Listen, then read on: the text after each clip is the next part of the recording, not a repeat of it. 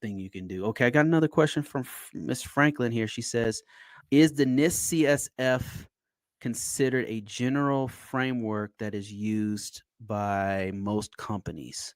What would you say to this, John? No, this really is going to be Fed work, and I think CSF is smaller suppliers, but I need to dig into it. When I do big government work, everybody use 800-53. I've never done CSF, but once again, I do big systems, big scene thing. I don't. Everybody I know who's doing NIST, I take the back. NIST CSF, I see suppliers, smaller suppliers using it, trying to get work from the feds. But now I think CMC's going to take over that work in NIST 171. I don't see CSF used very often.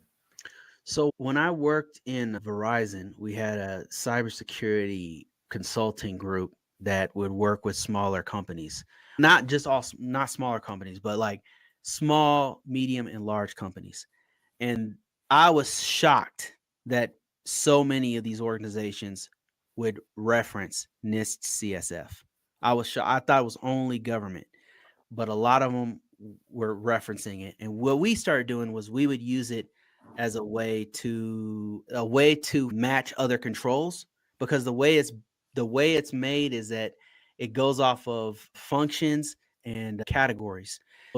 For example, you have functions like govern, identify, protect, response, and recover.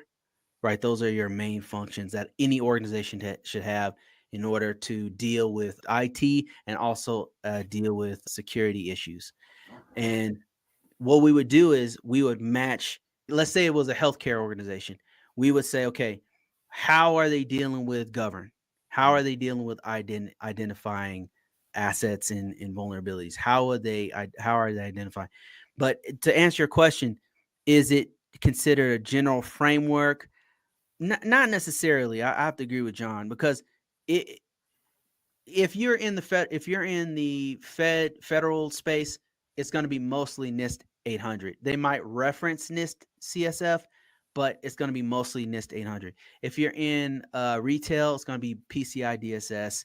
If you're in healthcare space, it's going to be HIPAA, HIT Trust, or something like that.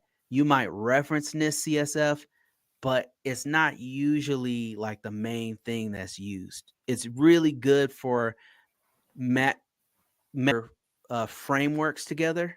If you Let me give you a specific example. So we had one where we had an international organization who had a site in Europe, and then they had one in the US, and they had to have a framework that was called GDRP, Yep, GDPR, GDPR. whatever it's called.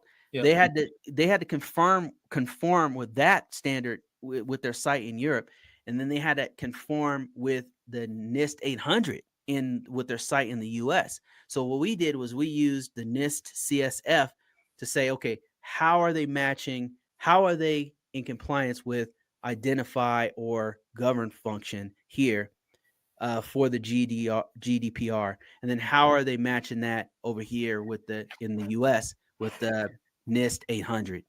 So, I mean, that's like a special case, but NIST CSF is a really good tool if you're trying to build out a really good cybersecurity program.